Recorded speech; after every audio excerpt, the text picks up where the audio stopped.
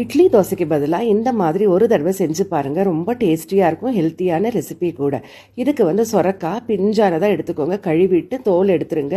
நான் இன்றைக்கி பாதி சொரக்காய் தான் யூஸ் பண்ணுறேன். கட் பண்ணிவிட்டு நடுவில் இருக்கிற அந்த விதை இருக்குல்லையே அதையும் எடுத்துருங்க. இப்போ கேரட் துருவி எடுத்துக்கோங்க. இது கூடவே பொடியாக நறுக்கின வெங்காயம் ஒன்று, சின்ன துண்டு கேரட் துருவினது, பச்சை மிளகாய், இஞ்சி மிக்ஸ் பண்ணிக்கோங்க. அது கூட ஜீரகம் கொஞ்சம், பெருங்காயத்தூள், குருமிளகு பொடி, உப்பு கலந்து விட்டுருங்க நல்லா. இப்போ இது கூட ஒரு கப்பு அரிசி மாவு, என்னோட கப்பு அளவு 250 ml கப்பு, நல்லா மிக்ஸ் பண்ணிக்கோங்க. அதுக்கப்புறமா ஒரு கப்பு தண்ணி நான் எடுத்திருக்கேன். கொஞ்சம் கொஞ்சமாக சேர்த்துக்கோங்க. அந்த மாவில் மாவு கட்டியாக வேணும், ரொம்ப தண்ணி ஆகிடக்கூடாது. 3/4 1 கப்பு தண்ணி தேவை இருக்கும்.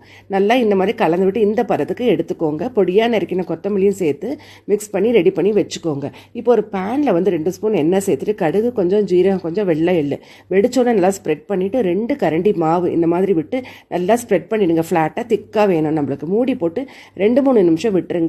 அப்புறம் திறந்து பார்த்துட்டு மேலே கொஞ்சம் நெய் சேர்த்துட்டு அப்படியே திருப்பி போட்டு கொடுங்க. நல்லா வெந்துடும் உங்களுக்கு அடிப்பக்கம். திருப்பி போட்டு அந்த திருப்பி போட்ட பக்கமும் நல்லா வேகணும். திறந்தே விட்டுருங்க.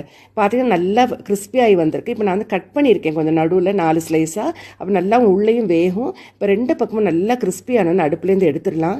இதை சட்னியோட சர்வ் பண்ணுங்க. ரொம்ப டேஸ்டியாக இருக்கும். நீங்களும் ட்ரை பண்ணி பாருங்கள்.